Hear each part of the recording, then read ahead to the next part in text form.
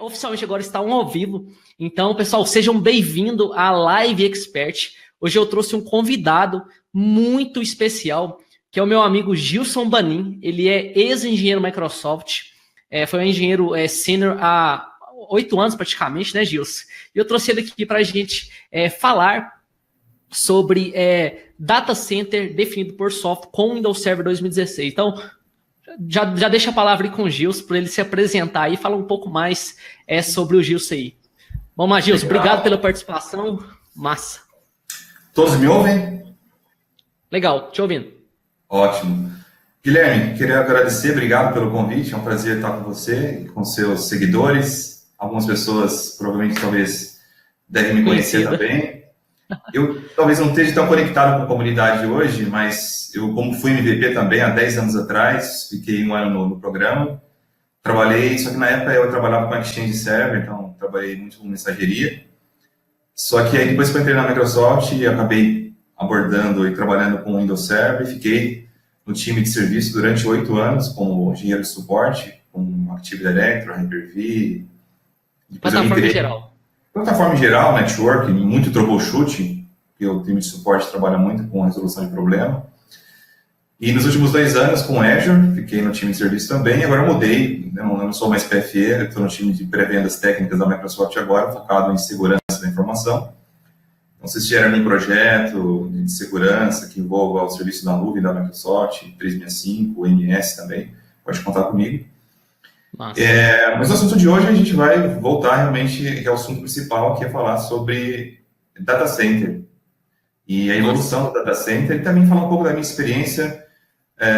Eu tive a oportunidade de visitar o data center da Microsoft nos Estados Unidos e no Brasil, e também aprendi muito em relação com a Amazon, como o Facebook, como o Google, como a Microsoft constrói o data center dela.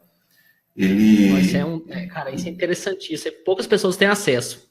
É bem restrito, tem uma pergunta frequente que os clientes me perguntam, eu posso visitar o data center? Na verdade, não é possível isso, por questões de confidencialidade, de contrato de NDA, a gente até não divulga a localização física, mas tem essas empresas, os grandes data centers hoje, vão se concentrar em 4 grandes empresas, né, que é o Google, a Amazon, o Facebook e a Microsoft, que praticamente dominam esse mercado de cloud computing para computação pública. E visitando, conhecendo até os concorrentes, né, e conhecendo as empresas, eu percebi a diferença, como é feito um data center tradicional e como é feito o data center da Microsoft. É incrível quando você vai até esse ambiente físico e olha, gera um espanto em ver a quantidade de pessoas que existem para administrar centenas ou milhares de servidores. Então, por exemplo, eu fui num data center da Microsoft nos Estados Unidos que tinha 5 operadores no NOC para gerenciar milhares de servidores. Como isso é possível? Isso explica um pouco o nível de automação que um data center desse tem, não só na Microsoft, tá? Isso se aplica também para a Amazon, para o Facebook, do domínio que eles têm para gerenciar a infraestrutura. É muito diferente do que a gente conhecia há anos atrás, que era tudo físico. Então, nós comprávamos os servidores físicos, os racks, os switches topos de rack, de conectar o meio, né? É bem comum ainda. Hoje não tanto, mas no passado você pedia um servidor, ele era físico. Então, você tinha que comprar um servidor, o seu parceiro de negócio tinha que comprar isso tinha que importar, às vezes, quando o fornecedor demorava. Então, você falava em colocar um servidor para funcionar em 60 dias, ou até mais do que isso. Não se fala mais em servidor físico. Se você fala em máquinas hoje, você automaticamente se associa a uma máquina virtual. Não tem como imaginar que seja diferente, né? Inclusive em pequenas empresas. Na verdade, o nome data center definido por software é um nome que foi dado para algo... para a evolução do data center. Na verdade, alguns especialistas falam que é um nome de marketing que foi dado para a evolução. Isso não é uma propriedade intelectual da Microsoft, é um nome dado para qualquer data center que se baseia no mais alto nível de automação possível, baseado em software. Por quê? Porque a associação ao hardware ela é lenta, ela é demorada. Então, o que tem acontecido?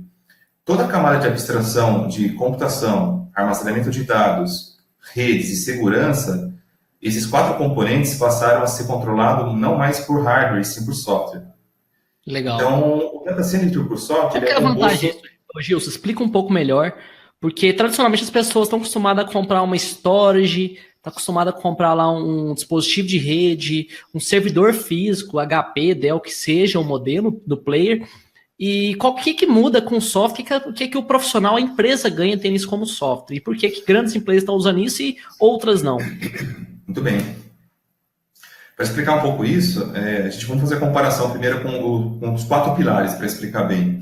Primeiro é o compute, ou seja, os servidores que eram físicos passaram a ser virtuais. É claro que existem servidores físicos, mas lá no data center da Amazon, do Google, da Microsoft, do Facebook, você não vai encontrar um Dell R710. Sim. Esses servidores de mercado que o cliente final compra hoje não existem nesses data centers. Sim. Então, quando a Microsoft ela manda construir o data center dela, ela manda uma RFP para o mercado com as especificações e tem empresas que fabricam hardware específico para a Microsoft. Quando você olha, você entra no container e olha o servidor, você não consegue identificar se é do fornecedor A ou do fornecedor B. Eu recomendo... Tem até uns players como a Google, ela... Não sei se a Microsoft produz hoje, mas a Google produziu os próprios servidores, né? Eu já vi um videozinho assim, alguma coisa. Exato. A Microsoft ela tem um projeto muito legal, eu recomendo vocês darem uma olhada, é um projeto chamado Olympus. O projeto Olympus é o code genome de um hardware open source da Microsoft. O que ela fez? Foi anunciado ano passado pelo Mark Minaz, não foi? O CTO de Azure? Isso, exatamente. Então, se vocês pesquisarem aí, chama Projeto Olympus. O que é o Projeto Olympus? É um pessoal nome dizer que esse projeto é foda. Que tem os detalhes técnicos de como deve ser feito o hardware do servidor. Então, você quer ter um hardware no seu data center que é igual ao da Microsoft usa no Azure, você segue aquelas especificações. Ele tem um desenho mesmo do rack, a quantidade de uso, a motherboard, se ela deve ter uma conexão de gigabit. A gente vai ver lá que na frente do servidor ele tem uma conexão de 54 gigabit. Como que deve ser o armazenamento de dados. Isso é público. Vocês podem procurar aí no Google e encontrar, é super simples. Então, na verdade, a primeira abstração do hardware, o que já vem acontecendo há muitos anos, com a VMware lá atrás, é a virtualização de computação, que isso já é uma coisa bem disseminada no mercado hoje. É o primeiro pilar, né? É o primeiro pilar. A empresa hoje tem, exatamente. Ao invés de fazer o bare metal, instalar uma máquina física, eu passo a entregar uma máquina virtual. Então, a gente pode chamar isso de Compute as a Service. Não existe na cloud tradicional, quando você vai lá no Azure ou na Amazon, quando criar uma máquina, você está criando uma máquina virtual. E o interessante é que o nível de abstração é tão grande que aí a gente pode falar, já estender isso para a rede. Um exemplo claro, no ambiente tradicional de data center, como que eu faço o isolamento de um IP, de 2 máquinas com o mesmo IP, uma máquina não falando com a outra. Boa. Então, um exemplo bem simples, tem um servidor físico. Explica isso um pouco melhor, que é um tema que o pessoal, como que eu tenho um IP duplicado no data center, como que eu tenho múltiplos clientes, como que eu faço isso no mesmo? Olha que interessante, se a gente fazer uma comparação com o servidor físico hoje, um modelo de data center tradicional, eu tenho um servidor físico, tenho uma placa de rede, esse cabo de rede está ligado no switch, e aí eu instalo o VMware ou Hyper-V, e aí eu crio 2 máquinas virtuais. Imagine que uma máquina virtual de uma empresa A, de uma empresa B, essas empresas são concorrentes, e elas têm o mesmo segmento de rede. Imagine que a empresa A tem o segmento de 92.168/24, e a outra empresa também tem a mesma... Como que 2 máquinas virtuais com o mesmo IP, conectadas na mesma máquina física, no mesmo switch, na mesma porta, não se comunicam? No ambiente tradicional, é através da VLAN. Só que a VLAN não existe na nuvem, se a gente for olhar. Por quê? Porque a VLAN ela segue um padrão que ela tem hoje, se não me engano, são 4.096 endereços de VLANs. E imagina, se a VLAN fosse adotada na nuvem, a Microsoft, a Amazon não poderia ter mais do que 4.096 clientes, porque todos eles utilizam o mesmo segmento de rede, ou a rede A, ou é B ou C, né? A rede 10, 92, 98, não tem como fugir. Então, quando a gente fala em VLAN, a gente normalmente eu recomendo a gente não usar esse termo VLAN para nuvem, porque não existe VLAN em cloud pública. Dentro desse data center, os engenheiros utilizam um protocolo chamado NVGRE ou VXLAN. O NVGRE, o VXLAN, é um protocolo de encapsulamento que faz isolamento no seu mais alto nível. Então, isso permite, um exemplo, eu crio uma máquina virtual lá no Azure agora, no Data Center do Brasil. A máquina minha tem o IP 926801, e você vai lá, cria uma máquina virtual com o mesmo IP. Por que a sua máquina, que tem o mesmo IP da minha, está no mesmo data center, na mesma região, e não se falam com ela? Aí a gente consegue explicar o segundo conceito, que é a rede definida por software, o SDN. SDN. A SDN, olha que interessante, vamos pensar no mercado agora. Isso está revolucionando tanto os data centers, que o ano passado saiu na mídia uma informação da Cisco, que demitiu mais de 1.100 funcionários. Se eu vi, cara, foi abalou o mercado, literalmente, né? Principalmente o pessoal que trabalha com network, né? Então se a gente olhar para trás e ver o mercado, assim, caramba, como a Cisco, que é uma empresa, a maior referência de interconectividade no mundo, está passando por um momento dessa. Porque os data centers tradicionais sempre dependiam do meio físico mesmo. Então, falando em roteador, um switch topo de rack, cascateado. E quando a gente olha um data center definido por software, o que acontece? Você olha no rack, você só tem um switch topo de rack de 40 gigabits. Sim. E aí, depois, ali é tudo virtualizado. Não só no hypervisor, mas também utilizando essa abstração, utilizando o protocolo NVGRE ou o VXLAN. Então, a rede ela passa a ser uma rede programada. Vamos fazer uma analogia, é como se fosse o System Center Virtual Machine Manager rodando no seu data center, que ele vai controlar isso. No Azure, também tem um serviço chamado Azure Fabric. O Azure Fabric é o orquestrador, que quando você cria uma instância, o que ele faz? Ele olha para os clusters. Cluster, na verdade, para o Azure é diferente do failover cluster que a gente conhece. São conjuntos de servidores físicos que têm a mesma capacidade de hardware. E aí ele define a rede definida por software. Quando a gente cria uma VNet no Azure, ou uma VPC lá na Amazon, na verdade ele está criando uma uma rede virtual isolada. Só que em nenhum momento você pediu para alguém fazer isso. Você não abriu um ticket, não foi uma pessoa provisionar isso para você. É tudo on-demand. É muito massa.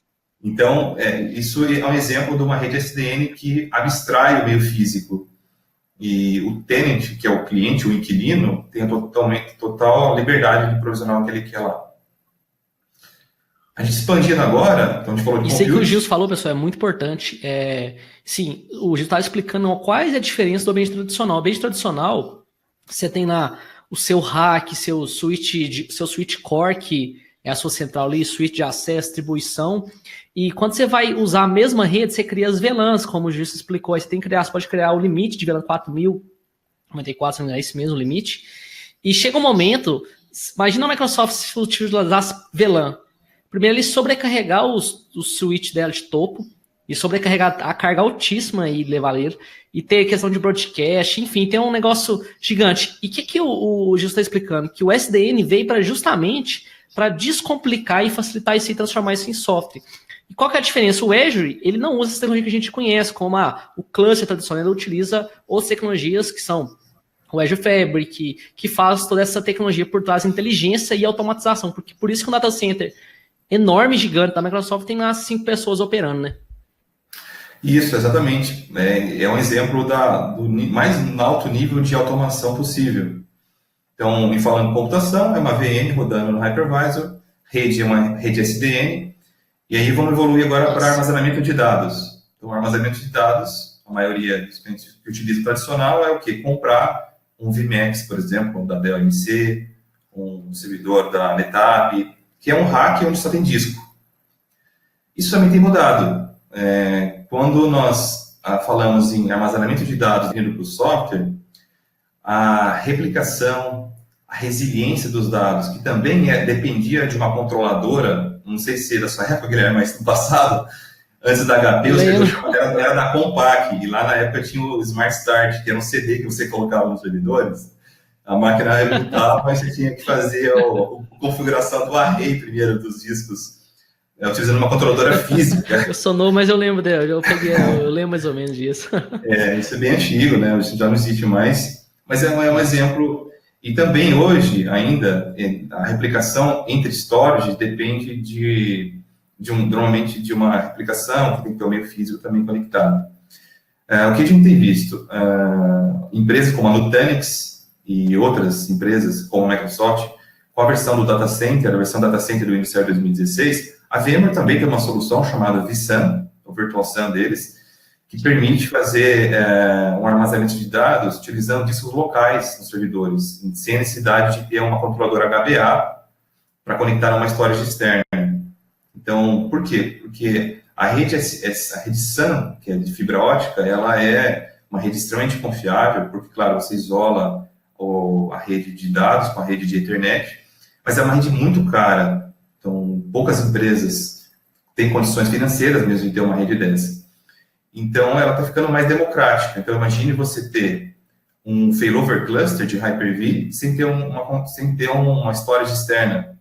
Então, imagine um cenário bem legal. Você pega um ambiente de 3 servidores físicos, com discos conectados na barriga, popularmente falado, né, localmente, e aí você consegue criar um pool de discos pela Ethernet. Então, quando eu crio um virtual disk, o que eu estou fazendo? Eu estou pegando dentro desses discos locais de cada uma das máquinas e eu consigo fazer uma resiliência desse dado também. Então, por exemplo, vou criar um volume para armazenar uma máquina virtual e eu seleciono o RAID 1. Aí estou espelhando um volume virtual de uma máquina física para outra. Tudo por software. Show. Então, repare que eu em nenhum momento eu utilizei uma controladora especial, depende do hardware para poder fazer isso. E uma curiosidade... Isso é muito legal que o Gil está falando, pessoal, porque assim, hoje, qual que é o maior custo hoje do data center de uma TI? É armazenamento, é storage. Um storage hoje, você pegar uma storage, por exemplo, uma Dell Equalogic, uma TreePar da HP, é realmente caro, pode custar milhões de reais, milhões de dólares, depende do disco, disco SSD, Nearline, então é realmente muito caro. E o que a gente ganha com isso, além da redução de custo, Gils, que é assim, que redução de custo é um negócio assim, cara, reduz muito, porque você pode usar discos comuns, né? Não é disco especificamente para storage, né? Porque a storage, além de ser cara, tem disco específico para ela, que ainda é mais cara ainda. Exato. E agora a Microsoft ela estendeu o Storage Space Direct. Bom, o S2D é o nome que a gente dá para o Windows Server, que permite agregar esses discos locais das máquinas como se fosse um disco único, um discão lá, só que na verdade está particionado com vários discos em pequenas máquinas. Nós estendemos agora o Storage Space Direct para o Azure. Então, o que significa isso? Significa que você pode criar máquinas virtuais lá no Azure, anexar discos locais em cada uma delas e criar um failover cluster com essas máquinas virtuais rodando ali, utilizando discos locais. Então, a replicação dos discos vão ser via software também. Isso aí é pessoal, o que o Gil está falando? A Nutanix, a VMware e vários outros players já estão trabalhando fortemente isso. A HP está com uma nova linha, que são a hiperconvergência. É você unir os 3 pilares da virtualização no único, em 3 servidores apenas você consegue unir tudo, storage, armazenamento e rede, né? Isso. Ao invés de ter os componentes separados, há um servidor que vai ser só compute, que é memória e disco. Sim. Outra storage que vai ter um outro rack. Agora não, então tá tudo rodando na mesma caixa. No mesmo ponto. Muito top. Show de bola. E ainda falando em armazenamento de dados, uma curiosidade, está tão evoluído, a Microsoft ela tem um centro de pesquisa e desenvolvimento chamado Microsoft Research. E tem 2 projetos acontecendo em paralelo, já isso está na mídia já também, mas a evolução onde nós vamos armazenar os dados. Porque com os conceitos agora de Big Data, nós humanos criamos conteúdo nos últimos anos do que os nossos antepassados geraram em milhões de anos. E isso está crescendo gradativamente, cada vez mais a gente precisa ter o quê? Um repositório para armazenar os dados. E os discos, como nós conhecemos... Gil, só te interrompendo que o pessoal já tá tanto de gente, já tem uns 3, 4 que já perguntaram sobre o livro. Que livro que é? Como que eu compro isso? Eu tô respondendo, pessoal, calma que a gente vai divulgar o livro. Deixa o Gilson aqui, que trouxe um conteúdo, cara, riquíssimo. Então deixa a gente preparar aí, no final a gente vai responder as dúvidas. Pode postar as dúvidas aí. Eu tô vendo que a galera entrando, já tem mais de... tem 23 pessoas aqui ao vivo. Eu tô vendo aqui agora. E sim, pode postar todas as dúvidas aí no chat, que a gente vai responder no final. A gente vai reservar um tempo aí final só para responder as dúvidas. Mas deixa com o Gilson aqui que a gente tá batendo um papo, ele tá abrindo o jogo realmente sobre data centers inteligentes, eficiente, com tecnologias de software, baseado em software. Mas vamos lá, Gilson, manda bala. Ainda na perspectiva de armazenamento de dados, o que a gente tem visto? Os clientes fazendo cálculo de quanto custa armazenar dado. E realmente armazenar dado localmente custa caro, e a unidade de armazenamento na nuvem é a unidade mais barata que existe. E quando a gente armazena dados na nuvem, a gente tem aquele modelo de dado quente e dado frio. Dado quente é aquele dado que a gente precisa recuperá-lo com mais frequência. E o dado frio é aquele que nós vamos armazenar por muito tempo. E hoje na nuvem, acredite, mas esses dados a longo tempo hoje são armazenados em tape library, aquelas fitas mesmo magnéticas. E agora que a gente está desenvolvendo uma tecnologia para poder armazenar dados em vidro. O vidro ele é um produto, material extremamente resistente, e ele consegue resistir até altas temperaturas. Por exemplo, o vidro ele consegue ficar no seu estado conservador até 190 graus. E o vidro está sendo usado agora para poder armazenar dados. Né? Está dependendo do incêndio, ele consegue até não perder os dados, né? Alguma coisa do tipo, daí ficar menos, né? Que fita. Isso, exato. Então, em que ponto que está? Em breve, o Azure, por exemplo, vai ter um rack onde vai ter um armazenamento de dados em vidro. Então, todo aquele dado que você quer manter por questões legais, de conformidade, esses dados vão ser movidos para uma área e você não... Na verdade, o cliente não sabe disso, né? Mas está sendo armazenado. Que ponto que está isso? Que show. A leitura do dado é feita através de laser. Sabe quando você coloca um DVD, um leitor ali para poder projetar num leitor DVD? Na verdade, é uma leitura ótica que está acontecendo. Então, a leitura vai ser feita por laser. Só que está no ponto dos pulsos do laser que tem que ler o dado sem quebrar o vidro. Então, nós tivemos já bons resultados de armazenar dados ali. Né? Após tá assim, o negócio está testado no laboratório com engenheiros para transmitir o dado pro vidro. Esse é um negócio assim, bem complexo. Eu vou passar o link para vocês depois. O nome do projeto é chamado Project Silica, SILICA. E ainda, além do vidro, que já é um meio que a gente está usando para poder armazenar dado no DNA. O DNA é um outro projeto também, vocês podem pesquisar, chamado Microsoft DNA Services. É um serviço que ainda está em experimento. Por quê? Porque para você armazenar dado que é binário, 0 e 1, para um dado biológico que tem as combinações genéticas, você precisa converter uma linguagem binária para a linguagem de DNA biológica. E para recuperar o dado, hoje ainda é muito lento, porque você precisa converter de novo a linguagem biológica para binária, né? Mas esse é um exemplo, porque a gente vê frequentemente aquelas escavações onde você encontra lá aquele osso de dinossauro, e através do DNA você consegue descobrir a origem de tudo, né? Então, a DNA também tem um período de armazenamento de dados. Mas, assim, praticamente. A gente morre e a informação fica lá no DNA ainda. Tipo isso. Top. Então, assim, compute, virtualização, network SDN, armazenamento de dados, Storage Space Direct, ou vSAN VMware, né, o nome comercial que é dado, mas o importante é o conceito. Existem outros serviços também, open source, que é o OpenStack, que é bastante divulgado hoje na comunidade open source, que também usa o conceito de Software Defined Network, Software Defined Storage, para poder habilitar. E também, isso começou com os 3 pilares, né? Armazenamento de dados, redes e compute. Agora veio um quarto, que é a segurança, a parte de firewall. Então, por exemplo, dando um exemplo do Azure, onde eu conheço mais, quando a gente cria lá uma máquina virtual, ele já recomenda eu criar um NSG, um Network Security Group. O NSG é um firewall que está na frente da placa de rede, que vai bloquear os pacotes ali. E aquilo ali também é software. Então, imagine eu criar um Firewall as a Service. Isso também é software, também é automatizado. Então, o data center só expandiu agora. Para quem trabalha com ele, não sei se é possível hoje no Azure você ter um appliance, um Barracuda, por exemplo. Eu já trabalhei em alguns projetos lá, a gente implanta um appliance de Firewall, com IPsec, com controle de tudo, dentro do Azure, tudo via software. É um negócio muito legal, muito massa. Isso é interessante porque você lembra quando as empresas começaram a adotar a virtualização e muitos eram resistentes falando que a virtualização nunca ia ter a performance do servidor físico? Principalmente bancos, o pessoal de banco brigava, não, que banco não tem que rodar físico, e ainda tem empresas que rodam físico. Banco de dados, por exemplo. E agora, eu te pergunto essa aqui é a dúvida, que eu acredito que todo mundo está aqui, ô Gilson. E beleza, eu tenho um data center, um storage custou caro, eu tenho um servidor, eu tenho rede, e qual que é a confiança que eu vou ter para rodar isso em software? Como que eu convenço meu chefe e a minha diretoria que eu vou rodar isso em software?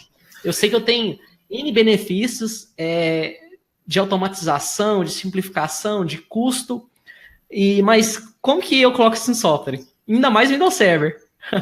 É verdade, mas olha, tem uma experiência para compartilhar, inclusive, o que a gente tem visto no mercado. Mas pega uma empresa grande que já usa por muitos anos a história de SAN tradicional, servidores físicos, você tirar esse mindset da pessoa de que o data center que é controlado por software agora é tão seguro, robusto quanto o data center tradicional, é um desafio, independente da tecnologia. Mas o que eu tenho visto? Por exemplo, há 2 anos atrás eu fui no VMware Summit, o evento da VMware, e lá teve uma palestra de alguns especialistas, inclusive alguns colegas que trabalham lá, falaram que a maioria dos projetos de nuvem privada utilizando o OpenStack fracassaram. Porque nós entendemos que tudo gerenciado por software ele tem o seu valor, só que a implementação dele não é simples. Ele não é palpável, vamos dizer assim, não é algo que você vai lá, next, e habilita isso facilmente. Você conseguir chegar numa maturidade como o data center da Microsoft, da Amazon, do Google, leva muito tempo. E você ter isso on-premises não é uma tarefa simples. E eu realmente tenho acompanhado, quando eu estava em serviços, eu ajudei alguns clientes a habilitar o ACK, que é o Azure Application Pack, que foi a primeira tentativa da Microsoft de incorporar o serviço do Azure no próprio data center do cliente. Fazer parte do System Center 2012. Isso. E realmente, né, não foram poucos clientes que realmente conseguiram evoluir. Confesso que era uma coxa de retalhos, vamos dizer assim, sabe? A conexão com o System Center, o VMM, o CCM, tinha todo um pilar. Então, ir para o mundo open source era bem complexo. Estrutura, né? E como que a Microsoft resolveu isso? Ela ofereceu ao mercado agora o Azure Stack. O Azure Stack... Fala sobre mais esse cara aí, que tem muita gente aqui que... o pessoal até já perguntou aqui que tem interesse, se envolve também, massa. O Azure Stack, a Microsoft, o que ela fez? Nós percebemos que o data center definido por software, ele é importante, só que ele só funciona bem num bom hardware. Então, a maioria dos fracassos da adoção ou a criação de uma nuvem privada fracassava porque o hardware não estava pronto para sustentar tudo aquilo. Então, nós tomamos o cuidado de garantir que um cliente possa adotar essa solução, só que com hardware homologado. Não pegar um desk server lá e somar tudo lá e tentar colocá-lo para funcionar. Então, o que é o Azure Stack? O Azure Stack você compra hoje, na verdade, com a HP, compra com a Cisco, compra com a Lenovo, um rack, onde vem tudo. Então, é uma combinação. Então, o rack, ele vem os servidores, que tem os discos locais em cada um dos nós, tem um switch topo de rack também, e aí já tem o software, que é o Azure Stack, que é o mesmo código que a Microsoft usa lá no Azure, que é a versão pública da nuvem. E aí você recebe isso no seu data center, conecta no seu switch core, você vai ter uma interface web, e você vai provisionar os seus serviços. E ele tem uma integração com a nuvem pública também. Então, você vai criar uma máquina virtual rodando ali o Linux, o Windows e tudo mais. Ou seja, é para você ter uma nuvem privada utilizando conceitos de software, só que de uma maneira suportada. Você pode colocar algo produtivo para funcionar ali, um banco de dados, um SQL, um Oracle, um Linux. Pode colocar o ambiente para funcionar e você vai ter o suporte tanto do fabricante do hardware quanto da Microsoft. Basicamente, né, Wilson? Os mesmos modelos que o Azure utiliza, né? Só que você vai rodar isso on-premise. Isso, exato. E agora é interessante que tem um modelo também que paga somente pelo que você usa. Existe um modelo de licenciamento do Azure Stack, vai você comprar o ativo, É muito parecido com o mainframe. O mainframe, as empresas no passado, elas não compravam o mainframe. A IBM colocava o mainframe lá e pagava por transação. A gente pagava por transação. E existe esse modelo também, que você, apesar do hack, o servidor estar no seu data center, você só paga pelo que você está usando. Olha como muda, né? Não só no lado técnico, mas a maneira como você consome o serviço hoje. Bom, então o data center de software são esses 4 pilares, né? Então, compute, network, storage e firewall, a parte de conectividade também. E a gente tem que quebrar esse paradigma, que a parte de segurança também passou a ser virtual. Os appliances, como a Palo Alto, a F5, a própria Cisco, o ASA da Cisco, eles passaram a ser máquinas virtuais rodando ou na Amazon, na Microsoft, no Google, né? E tudo via software, né? Mais interessante. Tudo via software. Hoje você controla isso sem depender de uma... um outro serviço do 2016 também é um serviço chamado Storage Réplica. O Storage Réplica permite você replicar um disco de uma máquina que está num país para outro por software. Isso, para você fazer por uma storage hoje, normalmente você paga muito caro para poder ter como se eu tivesse um data center A, que eu tenho que, por exemplo, aqui em BH e outro em São Paulo, eu consegui replicar todas essas informações, certo? Os bancos é um grande exemplo. A Febraban ela tem uma exigência de auditoria que os bancos precisam ter um site de DR, Disaster Recovery. E para você ter isso, você tem que ter uma storage idêntica em sites distintos. Geograficamente, eles estão distribuídos. Para você replicar um aluno de uma storage para outra, normalmente você paga a mais por isso. E hoje, com replicação de dados definida por software, é caro, bem caro. Fica inviável. E hoje você consegue fazer isso por software, praticamente só com licenciamento do sistema operacional. Ficou mais democrático. Costumo dizer um exemplo como o Office 365. O Office 365 ficou tão democrático, tão legal e justo, porque uma empresa de 4 funcionários usa o Office 365 que a Microsoft usa, que tem 120 mil funcionários. É a mesma solução.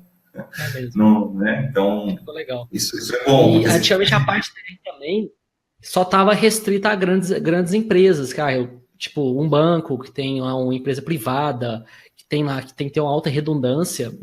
Hoje não. Uma empresa, eu tenho uma empresa, por exemplo, que roda um serviço crítico de emissão de passagem, por exemplo, e eu posso ter um site ou até mesmo estar em nuvem e ter uma replicação disso e pagar. Se eu não quero investir, às vezes, na infraestrutura, você pode usar isso como serviço também no Azure, né, o Gilson, que é um dos serviços do Azure, que é o Azure Site Recovery, o ASR. Perfeito.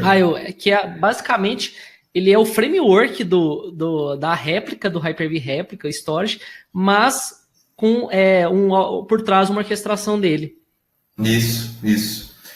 Então, acho que nós estamos vivendo o melhor momento, sem dúvida, de todas as gerações, mas tem um lado humano envolvido também. Acho que nós, como profissionais de tecnologia, a gente tem falado muito de infraestrutura como um código. Quando a gente fala no Azure, quem já trabalha mais tempo com ele, a gente, através do script JSON, a gente coloca uma infraestrutura no ar em questões de segundos ou minutos. Então... Não, incrível. Cara, JSON, isso aí que é o que a gente tá falando aqui, pessoal, um conteúdo, até o pessoal tá elogiando ali, que tá obrigado, Júnior, o pessoal falando que o bate-papo excelente, conteúdo de altíssimo nível, riquíssimo. Como eu falei, cara, o Gilson é um cara que você senta com ele e, cara, o tanto de coisa que eu já aprendi aqui, e vocês estão aprendendo um monte de coisa aqui, um tanto de tecnologia, muita coisa. Calma que a gente vai, cara, dar um passo a passo para vocês, calma, como vocês começar, é muita informação mesmo. O Gilson é um cara, sabe, escovador de bits, né? Então, você é um cara, um engenheiro, cara, domina muito. Ele foi 8 anos como engenheiro senior Microsoft. A galera toda falando. Então, assim, o profissional, ele tem que mudar o paradigma, que hoje a realidade é software. É software as a service, infraestrutura as a service. Até o Gilson falou agora a parte de JSON, que nada mais a Microsoft está fomentando o quê? Você não vai fazer mais scripts PowerShell, script VB, script que é das mais antigas. Você vai fazer código como serviço, que é tecnologias como JSON, orientada a parâmetros. E assim, cara, é outro nível de linguagem, né, Gilson? O Gilson é muito mais simples e basicamente a Microsoft está usando tudo isso, né? E os outros players. Eu acho que é interessante. Eu acho que tocar nesse assunto também sobre como está mudando a forma de trabalhar é importante, porque a gente precisa se manter competitivo, atualizado, E se você olhar no site das principais startups do mundo hoje, então você vai no site da Nubank, vai da 99, vai da Airbnb, Uber, se você olhar Job Opportunities, você vê que não existe lá administrador de rede, não existe administrador de servidor, operador, porque todas essas empresas estão 100% na nuvem. Então, você vai encontrar uma vaga de DevOps, você vai ter que aprender um pouco a programar também. Quando eu falei em SDN, rede definida por software, na verdade é uma rede programada, tem um código ali que orquestra o profissionamento daquilo. O cliente final não enxerga isso, mas o cara que desenvolveu ali a automação teve que codificar. E codificar para infraestrutura, claro, é diferente de codificar como um desenvolvedor tradicional, front-end, que trabalha mais com código, mas desenvolver para infraestrutura também é isso, é automatizar a tarefa e pensar que a infraestrutura virou um commodity. E na nuvem é verdade isso, a gente não tem como discordar, porque a gente cria um servidor agora, em qualquer nuvem que você quiser, paga só pelo que você usa, é democrático, a empresa pode ter, só pelo consumo, então é super acessível. Eu acho que esse é o caminho, não tem como voltar. Eu acho que a gente pisou lá na nuvem, é difícil voltar. A virtualização hoje é apenas um primeiro passo. Então, sim, a gente tem Docker, tem containers, que também são tudo isso, resumidamente, vou fazer uma analogia, tudo que a gente fala SDN, Store definido por software, Data Center definido por nada mais, são o quê? Um software por trás ali que foi programado automatizações para simplificar, porque antigamente você pagava pela infraestrutura, pela storage, pela parte compute ou pela parte network. A diferença agora é que você tem isso via software, então você já está otimizando o recurso que você já tem e dando inteligência. Então, sim, é outro nível, né, Gilson? É outro paradigma que quem investir nisso, cara, daqui a uns anos vai estar muito bem. E quem ficar aí na virtualização, achando que virtualização é isso, cara, a hora que chegar aí e começar todo mundo migrar para a nuvem, tá todos acontecendo com SDN, não adianta depois querer investir, né, Gilson? Você tocou um assunto realmente importante. A virtualização ela veio com um alto poder de consolidação, mas agora com os containers, eu até vou aproveitar e contar a história do Docker, é bem interessante a história deles, como surgiu. Conta aí. Porque o pessoal está perguntando muito de Docker aí, pode falar, manda bala. É muito interessante mesmo, vou explicar de onde surgiu o Docker e por que realmente a containerização vai matar inclusive a VMware, vai matar inclusive qualquer hypervisor, por quê? Tem uma explicação por isso. Em 2011, tinha uma empresa alemã chamada .Cloud. A .Cloud era uma empresa de desenvolvedor de software, uma software house alemã. O que eles fizeram? Eles criaram uma máquina virtual Ubuntu na AWS. E qual que era o serviço deles? Eles desenvolveram, como engenheiro de software, um software chamado Docker Engine. O Docker Engine era um software que, instalado no Linux, fazia com que o Linux fosse particionado. E eles perceberam que, na verdade, os clientes precisavam de um pequeno pedaço do Linux para rodar o código e não precisavam da máquina virtual inteira. E por muitos anos, com o surgimento da virtualização, que até hoje, inclusive, é feito assim, né? Eu vou subir um Tomcat, um IS, e o que eu faço? Eu crio uma máquina virtual inteira. E o sistema operacional, o Windows Server e o Linux, ele é dividido em duas partes, né? O Kernel Mode e o User Mode. E o Kernel Mode, ele é igual para todo mundo. Então, por que eu vou criar uma máquina virtual inteira? Eu vou subir uma stack, vai ter todo o binário do sistema operacional, tudo ali, vou construir uma quantidade maior de memória da máquina física, vou onerar para rodar uma aplicação que vai me consumir 10%. Então, o que eles desenvolveram? Olha a sacada deles. Eles desenvolveram um software que, instalado no Linux, fazia com que uma máquina virtual na AWS hospedasse aplicações sem clientes deles. Uma máquina virtual só. Então, um cliente pagava a conta da Amazon e o resto era tudo lucro. 99 era faturamento para a empresa. Então, imagina, ao invés de eles criarem 100 máquinas virtuais, um para cada cliente, eles criaram uma única máquina e criaram um pedacinho para cada cliente. Esse pedacinho eles chamaram de container. E depois deu tão certo que eles se fundiram com uma outra startup. A Red Hat entrou como investimento, como uma aceleradora. E eles cresceram, na verdade, o que era Docker Engine virou o nome da empresa, que é Docker Inc. agora. Então, na verdade, o nome do serviço deles virou o nome da empresa, por isso que se popularizou. Quando a gente fala em Docker, na verdade, a gente está falando, tem o Docker, que é o software, e tem o Docker, que é a empresa. Sim. E agora, com 2016, a Microsoft também, claro, não ficou atrás, ela fez uma parceria com a Docker também. Quando a gente fala em containerizar, utilizando Windows, a gente está falando em Docker também, porque o Docker Engine tem sido instalado no Windows Server. Criou uma tecnologia dentro do Windows Server, né? Ao invés de ser Linux. Por quê? Porque como o container tradicional ele compartilha o kernel, eu só posso ter um container Linux em cima de uma máquina Linux, por padrão. E o Windows, como o kernel do Windows é o Windows, claro, eu tenho um container rodando o Windows ali também. Então, a empresa hoje que quer containerizar, quer criar uma aplicação baseada em container, ela pode utilizar o Windows Server também. A gente teve uma mudança agora. Só por curiosidade, quanto pessoal, o tamanho de uma imagem de container, uma imagem de Docker, qual que é o tamanho dela? Só o pessoal ter mais ou menos ideia. Isso é bem interessante, porque se você criar uma máquina virtual, eu estou falando, vamos pegar uma máquina Windows Server. Uma máquina com Windows Server Full tem pelo menos 12 GB de tamanho, no mínimo. Um Core vai cair para 4. Um Nano vai cair para uns 512 MB. E o container pode ser kbytes, pode ser megabytes, é realmente muito pequeno. Então, na verdade, quando a gente fala em container, criar um container, a gente não está falando em colocar uma ISO, instalar o sistema operacional. Instalar uma imagem, fazer rodar essas prep, né? Não existe isso, porque todo esse trabalho da preparação da base, a Microsoft já fez. Então, o que a Microsoft fez? Ela colocou lá no Docker Hub, que é o repositório, os containers que a gente chama de imagem padrão. Então, o container a versão Core do Windows Server já está lá, do Nano. Então, você baixa e você compila a sua aplicação em cima dessa imagem que a Microsoft já disponibilizou. Ela está lá, não tem custo.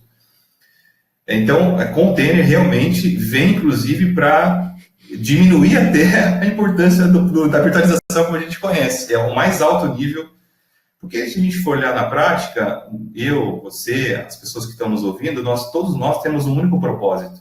Eu da Microsoft, você como especialista, e os nossos convidados aí também como especialistas, também, todos nós fazemos a mesma coisa, não importa onde nós estamos. Nós sempre vai atender o quê? O usuário. A gente vai ter que colocar uma aplicação para sustentar ela, para funcionar. Sempre o final vai ser o usuário final. E realmente o container, ele veio realmente muito forte e permite você ter um grau de abstração máxima do sistema operacional. E aí que está a grande ideia, a big sacada da Docker, né? Então, virtualização veio para quê? Para você tinha uma baita caixinha lá, que cada caixinha era uma função, você tinha uma caixinha de banco, outra de aplicação, e aí veio a virtualização para você otimizar. Então, uma caixinha você rodava várias. Só que ainda assim, cada máquina virtual, que a gente conhece hoje como virtualização, cada máquina, ela tinha uma imagem de sistema operacional. Então, cada vez que uma imagem roda, você está consumindo, você ainda sobra muito recurso ainda. O que a Docker fez? Pera aí, tem um gap aqui. A gente tem uma imagem aqui que não precisava, eu poderia estar otimizando tudo isso numa imagem master, né? Que é o Docker Engine hoje, ou container lá, o gerenciador de imagem, e você otimiza. Então, ao invés de você rodar uma caixinha, se rodar 5 máquinas virtuais, você vai ter uma caixinha, na verdade, uma máquina virtual rodando 20, 50, 100 máquinas virtuais. E cada máquina virtual vai ter lá 50 mega, 20 mega apenas. Então, sim, é outro nível. Isso veio, sim, para... Cara, é outro nível. Tudo isso o quê? É o que a gente falou, software, tudo baseado em software. É isso mesmo. E aí teve uma evolução agora dos containers, porque os containers, na sua natureza, ele era rodado de maneira isolada. Então, só que um container, a gente tem até um termo no mercado que a gente usa que é bem engraçado, que a gente fala que é um exército de formigas. Sabe aquela imagem das formiguinhas todas juntas carregando aquela folha? Aí você vai lá, tira uma formiguinha e a folha continua o seu caminho? Sim. Então é isso, o container, ele não trabalha sozinho. Você precisa ter vários containers para sustentar uma aplicação. Na paralisação de uma delas, o seu serviço continua funcionando. Só que a orquestração desses containers rodando em vários container hosts, que é o kernel ali onde sustenta, depende de uma orquestração. E aí, o Google teve um projeto chamado Kubernetes, que é um software que o Google usa no data center dela para automatizar. Eu cheguei a ler uma coisa, não sei se a Kubernetes é tipo, ela foi uma empresa também que pegou a onda aí do Docker e criou também um negócio, é o Kubernetes, que hoje tem o Swarm, né? O Swarm é do Docker, né? Agora eu confundi. Swarm é da Docker, né? Swarm é da Docker, Então, a Docker tem o orquestrador de container dela, que é o Docker Swarm, que o Swarm em inglês é enxame, né? Enxame, que Sim. Exatamente, esse conceito de formiga. Tu vê com certeza, enxame ali. Estão todas as formiguinhas para carregar. Tinha um outro chamado DCOS, também que não se popularizou tanto. Agora o Kubernetes realmente é o mais popular, que permite usar o Docker Engine ou outros serviços de containers também, porque o Docker não é o único, é o mais popular, mais conhecido. E o Azure tem agora o Azure Fabric, o Azure Service Fabric. O Azure Service Fabric é um orquestrador da Microsoft para containers rodando no Azure também. E também, você vê, o container hoje também passou a ser como um serviço. O AKS lá do Azure, você não precisa se preocupar com aquela camada da sustentação do container. A Microsoft cuida disso para você. Só cuida do próprio container. Você se preocupa com o seu código, a sua aplicação rodando ali. Isso é até interessante. Recentemente a gente fez um projeto com o Azure e a gente era um serviço de rotativo digital. Em São Paulo a gente fez um projeto aqui em Minas, de criar um rotativo digital. Tudo isso foi baseado em Azure e tudo baseado em Docker e com container, com Fabric, né? E também tinha blockchain no meio, junto com o Fabric ali, para fazer o faturamento e tudo mais do rotativo digital. E, cara, quando você junta tudo isso, Kubernetes, o Azure Fabric, cara, é outro nível, sim, de conversa, né? É outro nível de paradigma de TI. Legal, bacana. Mas é isso, viu? Nós falamos de coisas aqui realmente bem inovadoras, bem novas, tem muita coisa que a gente podia conversar. Pessoal, a gente tá falando de assunto aqui muitos técnicos. Eu falei assim, o Gilson é um cara aqui, a gente começou com o assunto e sim, cara, você vai desembolando, o Gilson é um cara assim, foda, vocês estão vendo. Fera, tem uma galera aqui que tá aparecendo aqui, comentando de você, o Gilson. Então, pessoal, quem tá assistindo essa live, assim, cara, o Gilson merece muito. Compartilha, deixa o coração aí nessa live. Porque, cara, já tem mais pelo que eu tô vendo, já tem mais de 40 pessoas, já o pico maior foi 40 pessoas ao vivo. Então, assim, teve um número muito grande de pessoas aqui participando. Tá o Jefferson aí, o Washington, o Diego, o Jorge Pretel, a galera tudo conhecida aí da área, né? Você conhece, né? Isso, a galera aí, a galera aí tudo pesado aí. Então, pessoal, o que o Gilson falou aqui é muita coisa pra gente, é muita informação mesmo. Então, assim, até eu, cara, eu falei, a gente sentar aqui, ouvir o Gilson, você aprende muita coisa. E o que eu falei com o Gilson? Gilson, cara, vamos fazer uma live e o que a gente pode pensar para ajudar essas pessoas? Então, assim, por onde começar, né, Gilson? Então, acho que essa tá a maior pergunta. Então, assim, o Gilson entregou, assim, cara, a gente falou um tanto de assunto, mas se você quer aprofundar em tudo isso que a gente falou, data center definido por software, com Windows Server 2016, que foi introduzido esse recurso, SDN, a parte história definida por software, como você construir seu data center, a gente tem uma novidade para vocês, um presente, quase que um presente mesmo, né, Gilson?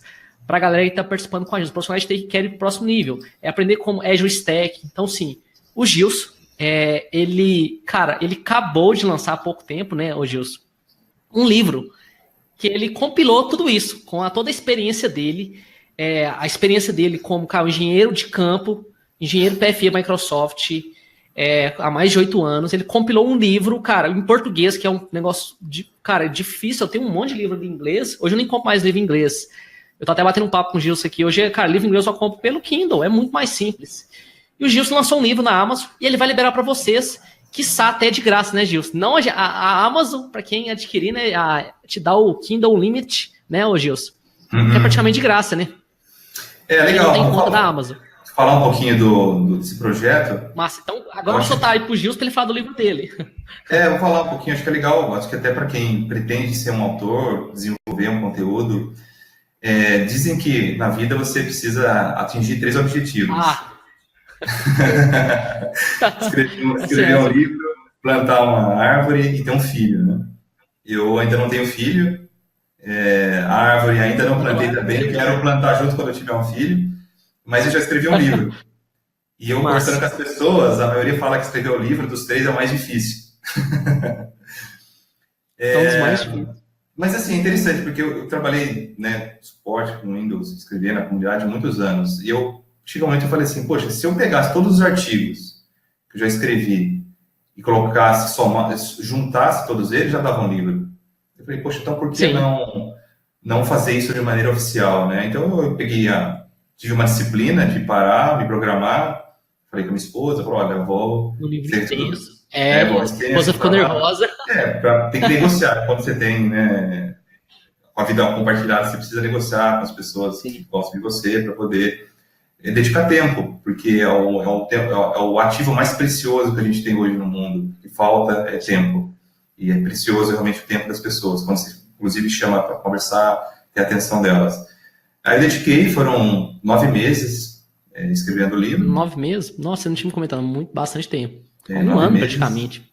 Então, eu dedicava aí 1 hora por dia, consegui coletar. Então, eu foquei num livro que pudesse deixar um legado, realmente, do sistema operacional Windows Server, foi que eu trabalhei praticamente a minha vida toda. E aí eu escrevi o livro, é um livro digital, por enquanto não tem a versão física ainda dele. Ele está disponível na Amazon, se vocês precisarem meu nome lá, Gilson Banin, vai estar disponível. Poxa, é interessante. Deixa o link nos comentários se você conseguir, ou me manda aqui no WhatsApp, que eu posto pra galera. Pessoal, adquira esse livro, cara, vale muito a pena. Eu tenho aqui no meu Kindle, olha aqui, vou até abrir ele aqui, ó. Não tô com o Kindle aqui, tô com o meu celular, ó. Não sei se vocês estão conseguindo ver, ó. Opa, deixa eu colocar desde o início. Cara, eu comecei a ler ele, eu falei assim, Gils, cara, vamos fazer um live falando do seu livro, cara, que assim, a galera, é um livro, cara, eu não sei qual que é o valor dele, mas a Amazon, se você comprar, não tem assinatura no primeiro mês grátis do Kindle, você paga ele, olha lá o preço dele, pessoal, R$24, muito barato, assim, cara, um livro. E você tem de atualização também, né, Gil? Você acabou de lançar a atualização, certo? Isso, eu lancei o livro em fevereiro desse ano, a primeira versão. Já tem uma galera aqui que comprou, tá elogiando aqui, pessoal, olha aqui, que massa. O Washington, a galera, e já tem uma galera aqui que, cara, já comprou seu livro, que massa. O Gabriel, o Washington. Eu agradeço, obrigado pelo prestígio. Aí passaram 6 meses, a maioria dos leitores me procuraram, inclusive me ajudaram a melhorar o livro, encontrei também alguns erros, algumas coisas, acho que aprendi bastante com isso. Agora eu trabalhei numa melhora dele. O livro melhorou bastante. Agora, ele é um livro bem extenso, tem 520 páginas. Não é um romance, não é um livro que você vai ler no sábado à noite. É um livro técnico, então é um livro que você vai consultar. É um livro digital, você pode ler pelo Kindle mesmo, ou pelo aplicativo no celular, no tablet. Estou usando o aplicativo do Kindle aqui, ó. É isso. O título dele, Windows Server, Data Center definido por software. Windows Server 2016, Data Center definido por... Esse comentário até antigo, eu acho que tem que atualizar, não sei. Isso, eu acabei de atualizar o livro agora essa semana, mudou a capa do livro também, porque uma capa um pouco mais moderna. O pessoal está perguntando aqui, alguns que compraram, hoje, não sei se você sabe, né, mas se eles recebem atualização, não sei se recebe. Recebe? A atualização não é automática. Quem já comprou não precisa pagar de novo pelo livro, basta você remover o livro do device e baixar novamente ele. Que massa. Então, cara, eu vou fazer aqui agora, vou pegar a atualização nova. Se no final aparecer hoje, pode esperar 1 ou 2 dias, porque a Amazon me deu um prazo de 72 horas para propagar a atualização. Tá? Eu tentei hoje de manhã, ainda não estava disponível, mas provavelmente nos próximos dias. Então, e também tem eu, na verdade, quando eu escrevi o livro, não para ganhar dinheiro, né? Porque o livro hoje, praticamente, a gente não tem esse propósito, né? É muito barato, cara. O livro, ele tem um cunho também social. Eu acabei de fazer o investimento dos royalties que eu recebi dele para uma ação social. Tem um trabalho... Olha que legal. Fala mais para você, é até legal. O Gilson, acho que fez uma escola, né? Não foi um negócio de futebol, não foi um negocinho que você ajudou? Eu estou no interior de São Paulo. Ele tem uns amigos lá que tem esse trabalho tem uma escola de futebol feminino lá que estava precisando de ajuda, não tinha nem bola para poder jogar, treinar.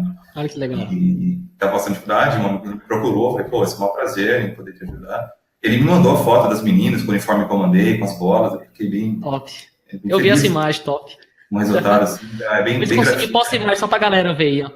Foi massa. E, bom, acho que essa é a ideia, né?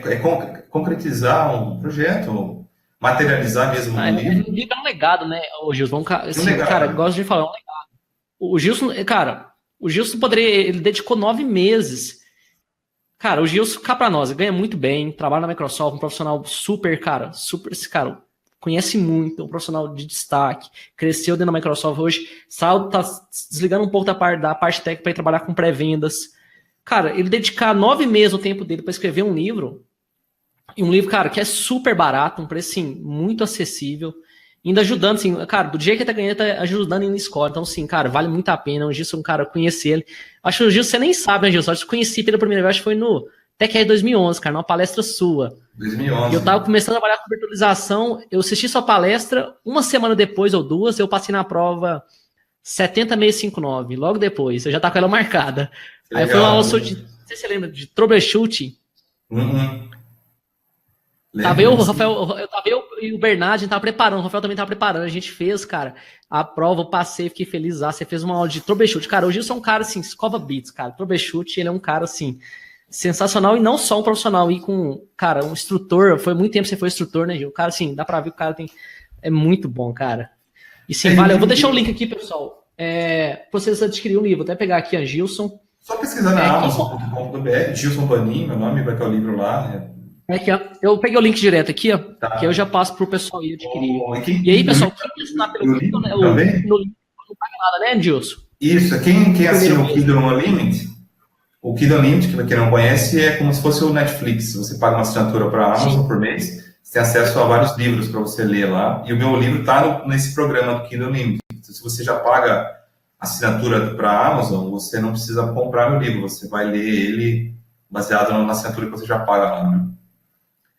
E aí, eu tenho a assinatura dele aqui, cara, eu pago, acho, R$24 por mês, eu posso ter 10 livros por mês. Cara, é muito barato. É barato. Não, é muito barato. Esse mês eu esgotei, eu baixei muito livro esse mês. Tipo, eu vou baixando, aparece a promoção lá, eu vou baixando os livros que tá no Kindle Limit. Depois eu vou... não gostei desse que eu removo e troco, mas todo mês eu faço isso, eu baixo tudo que tiver disponível, pra ir, eu fico lá na biblioteca. E o livro também vai ajudar os profissionais a passar no exame do Windows Server 2016. Fala mais sobre isso. Pessoal, escuta essa.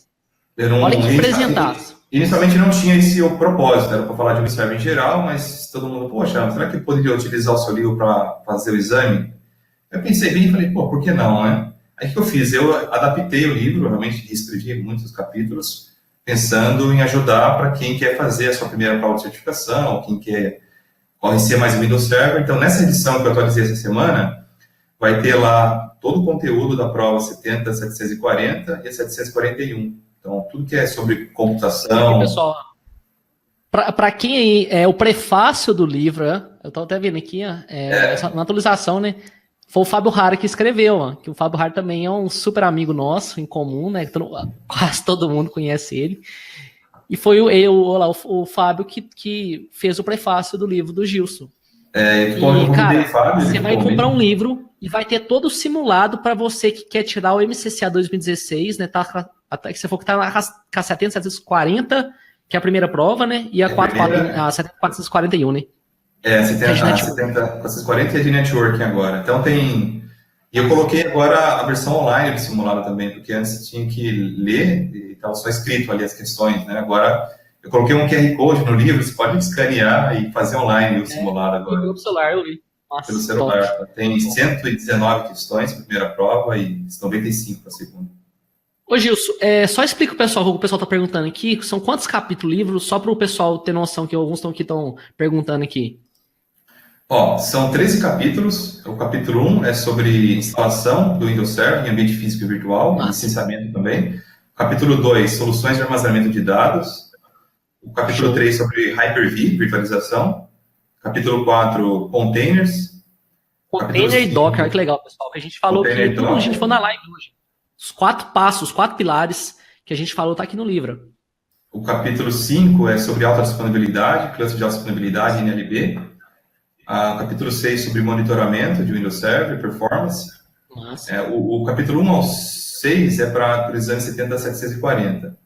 E do 6 ao 11, aí tem resolução de nomes com DNS, DHCP, IPAN, soluções de conectividade, soluções de rede, acesso remoto, infraestrutura, também fala sobre SDN, sobre armazenamento de dados lá.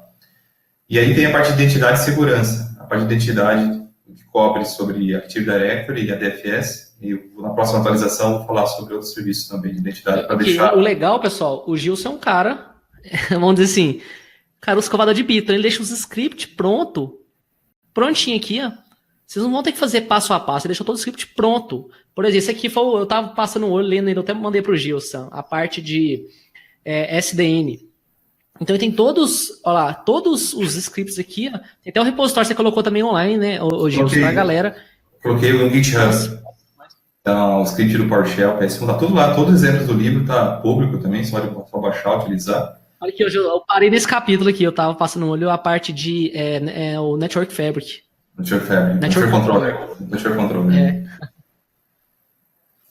Bom, é isso. Eu queria abrir para perguntas, então, se eu tivesse, para a gente fechar aqui. Pessoal, então sim, vamos abrir aqui o tempo também, porque se a gente reservou 1 hora aqui para a gente bater um papo. A gente teve uma introdução, mas eu vou pegar as dúvidas aqui que o pessoal postou para o Gilson responder aqui também, e se alguma eu conseguir responder, eu respondo também. Então vamos lá. A Rayane perguntou qual que é o livro. Rayane, a gente falou agora, o livro está disponível na Amazon, é só você procurar por Gilson Banin, de Windows Server 2016, data ser definido por software. Eu deixei o link aqui também. Eu postei o link aqui, pessoal. Curta esse link, que aí todo mundo que curtir, ele vai aparecer como primeiro. E aí quem entrar nessa live depois que vai estar o replay, já vai ter o livro direto para adquirir o livro do Gilson já. Deixa eu ver qual mais aqui. Várias pessoas perguntaram que livro. Só que eu falei que, cara, daqui a pouco a gente fala. O pessoal aqui tá... Você consegue ver, ô Gilson, a quantidade de pessoas que já adquiriram? Não, né? Não consigo. Não consigo. Não consegue, não. Massa, o pessoal tava perguntando aqui, essa tecnologia de vidro, você tem previsão, Gilson, de quando vai lançar isso? Alguns aqui perguntaram. Não tem um roadmap definido ainda, porque está nessa fase de definir os pulsos do laser ali para não quebrar o vidro e armazenar. Uhum. Já é armazenado dados, mas ainda não é nada produtivo. Mas eu acredito que muito em breve, daqui acho que uns 2, 3 anos, isso já deve estar extremamente funcional. Massa. Eu vou filtrar as perguntas, porque tem muitas perguntas. O Diego fez uma pergunta interessante. Ô, Gilson, em um container, eu consigo fazer tudo que eu poderia fazer em um VMware inteiro ou existe alguma limitação no container? Não existe limitação. A única coisa é que o container ele tem uma característica importante que difere muito da máquina virtual. Ele não foi feito para armazenar dados persistente. Então, por exemplo, um banco de dados. O banco de dados, o arquivo físico, ele não vai ficar no container, ele vai ficar num repositório externo ao container. O container ele tem um propósito bem definido, é para você rodar sua aplicação front-end, que é stateless, que é diferente quando você vai reter os dados de maneira definitiva, né? Então tem que tomar cuidado, porque o container ele foi feito para nascer e morrer. Ele não foi feito como máquina física ou virtual que você instala, deixa ele rodando sempre lá. Porque o conceito de DevOps é sempre você entrega contínua de software, e o container ajuda nisso. Então você... O conceito de startup, né? Que assim, é sempre... Você entrega o build 1, e aí você vai matar aquele build, e na semana seguinte você vai dar o build 2. Então você vai descontinuar tudo que está rodando ali. Então é mais para o seu front-end, para a sua página web que está rodando ali, e não para banco de dados. Massa. Vou pegar aqui mais uma pergunta interessante. Não sei se... Eu nem conheço. O Gabriel perguntou... Gilson, vai ter o Windows Server ARM? Eu acho que o Windows Server ARM, só confirma, mas eu acho que está relacionado ao processador ARM. Que eu acho que, na verdade, está mais relacionado hoje mais para o Windows Surface, que roda nos devices do usuário, do que para servidores. Mas não, provavelmente não deve usar o ARM para... Tem um aqui comentou que já trabalhou com você, Gilson, lá na Odebrecht. Num projeto de DFS com SharePoint, Diego Martins. Aqui, cara, parabéns aí. Legal, Diego, um abraço. Obrigado, Caterina. Massa. Pessoal, eu peguei as principais dúvidas aqui. A gente respondeu muitas na live aqui, foi muito sobre os livros, o pessoal comentando aqui. Então, assim, basicamente, sim, só pra gente encerrar também aqui, cara, esse bate-papo foi incrível, vou liberar também o Gilson aqui. Cara, quem quiser aprofundar tudo isso que a gente tá falando aqui, adquire o livro do Gilson, cara, vale muito a pena. Eu baixei logo que ele saiu, tô esperando ser a atualização aqui. O pessoal perguntou muito também de updates aqui, tá respondendo essa dúvida aí, Gilson. O que o Gilson falou, nem sabia dessa opção. Você quer pegar um update? Remove ele do Kindle, do seu aplicativo ou do seu dispositivo Kindle e baixa ele de novo. O Gilson roda aqui até lá para amanhã, depois da manhã já vai estar disponível a atualização. Que aí vai ter os novos simulados da prova de certificação de Windows Server 2016 e também outros updates que ele fez no livro, como capa, ficou bem legal aqui. Se você quem comprar agora já vai pegar o novo, né, Gilson? Quem adquirir agora, né? Quem não Mas quem comprou, adquiriu o compra livro, mais. galera, aí, Gabriel, Washington, Gilberto, tem uma galera que, tem umas 6 pessoas que já falaram, já compraram, já tinha comprado dele, e uns aqui já comprou Bacana. depois. Bom, É, aproveitar então e agradecer quem comprou, obrigado pelo prestígio. mas Leiam e me mandem feedback. Estou no LinkedIn, pode me adicionar no LinkedIn, me mandar uma adiciona o mensagem. Gil do LinkedIn, pessoal. Quem adora, quando eu faço aula, um aluno marca uma aula minha, não adoro. Faça isso, pega o livro do Gilson, cara, tira a foto, manda pra ele que vai adorar, né, Gilson? Claro, claro, tira uma fotinha. Se você gostou do livro, se você puder também fazer um comentário Isso, lá fazer o review lá.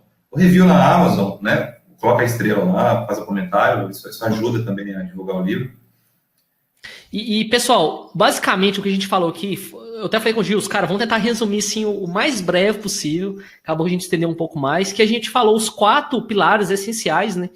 De um data center definido com Windows Server, Windows Server 2016. A gente estendeu vários outros assuntos aqui. Então, sim, é uma nuvem de conteúdo que, para quem quer aprofundar, então, sim, quem quiser aprofundar mesmo, adquire o livro do Gilson aí. Cara, a maioria do pessoal aqui que me acompanha aqui é o pessoal que trabalha com System Center, que eu acabo fazendo mais conteúdos aqui. A gente trouxe um conteúdo hoje de SDN, que eu também mostro nos meus cursos avançados também. Mas, sim, quem quiser também aprofundar, a gente falou sobre o seu livro, eu não sei se cai, Gilson, a parte de VMM ele chega a mostrar?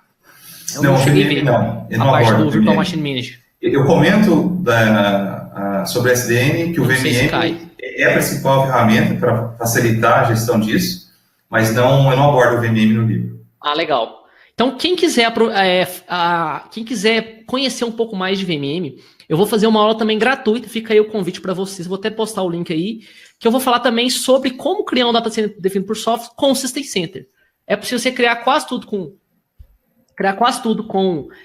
o Windows Server, mas para você gerenciar o VMM é a solução que faz isso, né, Gilson? Isso mesmo. Então, quem quiser ir dar essa evolução aí, quinta-feira às 8 horas eu vou fazer uma aula ao vivo lá, um webinário, e aí eu deixo para você, deixei o link aí. Quem quiser aprofundar também nesse tema, tá aí. A galera falou assim, cara, já tem uns 10 aqui que compraram. A galera assim, vai vender uns 100 nessa live aí, ó. Legal, obrigado. Mas assim, tá ajudando, não só ajudando. O Gilson não precisa disso, né, pessoal? Basicamente, assim, além de estar compartilhando com você, aprendendo, você também tá ajudando instituições a desenvolver, né, Gilson? O Gilson fez uma boa ação aí de estar doando os royalties. Você não tá ajudando não só no seu aprendizado, na sua carreira, como também ajudando outras pessoas. Eu acho que você chega um momento da carreira que você conquista muitas coisas. Eu vou fazer 40 anos agora, realmente, né? Estou bem feliz. Sorte, já realizei muita coisa. Agora preciso devolver para o Brasil, para a sociedade, alguma coisa que seja de valor, que é a educação. Eu penso né? um dia escrever um livro. Não tem ainda nada planejado, não, mas, cara, é genial, cara. Parabéns pelo trabalho aí. O Gilson é um cara, assim, que para mim é uma referência. Eu acho que o Gilson nunca falei isso com ele, como eu falei isso, cara. Ele foi um cara para mim referencial, que eu tava começando a trabalhar com virtualização, trabalhei pouco na época, isso em 2011. Olha, você tem 7 anos isso. Eu tinha pouco tempo na Microsoft, né, Gilson? Foi quando foi no lançamento. Até 2010, né? Foi no Tech Ed, o último que teve, 2011, que a Microsoft trouxe o Jeff, que foi o pré-lançamento do Windows Server de 2012. Então, sim, era o Windows Server de 2008, que, cara, tava começando a melhorar. E aí a Microsoft veio 7 anos depois, o Hyper-V é uma solução de referência, compete, cara, com o VMware facilmente. Então, sim, como as coisas mudou, e virtualização hoje está ficando para trás, como as coisas mudam, né? Então, sim, o Gilson eu vejo é um cara de referência para mim. Eu nunca te agradeci pessoalmente, Gilson, mas você é um cara que me influenciou a conhecer com virtualização, aprofundar. Na época eu tirei o MC8P, você fez um review, você lembra? Sim, você tem um blog, o Gebanin, eu acho que era Gebanin, não era? TechNet, eu estava estudando a prova, eu usei os conteúdos do Gilson para me preparar. Eu comprei até aqui, ó. Olha que massa. Você lembra desse livro aqui, Gilson?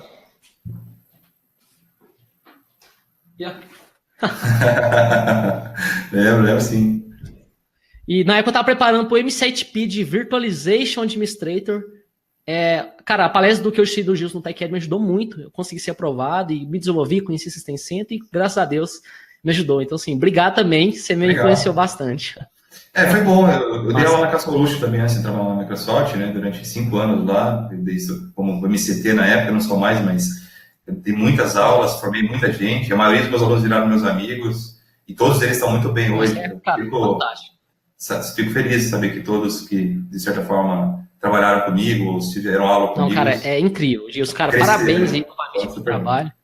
Não, eu nunca tive o prazer de assistir fazer um curso com o Gilson, mas, cara, tenho certeza que quem fez aí aproveitou muito. É um cara que conhece bastante, um cara muito humilde. Conheço o Gilson pessoalmente, cara, um cara sempre tá aí nos eventos, participando, palestrando. É muito bom. Pessoal, então, obrigado pela participação de todos também. Eu tenho que liberar o Gilson também, cara. Tem que liberar pra esposa dele também. Minha esposa também tem que sair também daqui a pouco. Mas, cara, Gilson, obrigado, cara, pela participação. Obrigado mesmo aí por compartilhar. Eu agradeço. Obrigado, Pessoal, obrigado. Se eu te dar uma... Cara, adquira esse livro do Gilson. Cara, vai ajudar muito a sua carreira. O que ele passou aqui é apenas 1% que ele mostra no livro. Então, sim, vale muito a pena. Adquira o livro dele lá. Posta uma fotinha no livro lá, marca o Gilson, marca eu também. E compartilha essa live. Então, quem ficou até com o final aqui, pessoal, compartilha essa live. Já tem mais de 100 pessoas já assistindo essa live aí. E, cara, compartilhe para ajudar um amigo. Marca algumas pessoas eu vi marcando 3, 4 pessoas aqui. Cara, assiste essa live aí. Então, isso é muito importante, porque disseminar conhecimento, compartilhar é sempre importante, né? Legal, obrigado. Olha lá, a galera tá dando testemunho ali já. Olha lá, fantástico, galera. Cara, vale cada centavo. Cara, aula foda, muito boa. Show. Obrigado, Fernando. Obrigado, Gabriel. Galera elogiando. Depois você vê os comentários lá, já. Não sei se você tá vendo. Não tô vendo, mas eu vou ver. Depois eu vou assistir de novo on demand. Mas... Pessoal, então, obrigado. Gilson, cara, obrigado novamente. Eu agradeço, obrigado a todos aí que participaram aí também dessa live. E quem aí quer aprofundar com Data Definido por Software com System Center, participe dessa aula também comigo. E semana que vem a gente tem uma nova live aí. E obrigado, pessoal. Tchau. Valeu, Gilson. Obrigado. Boa noite.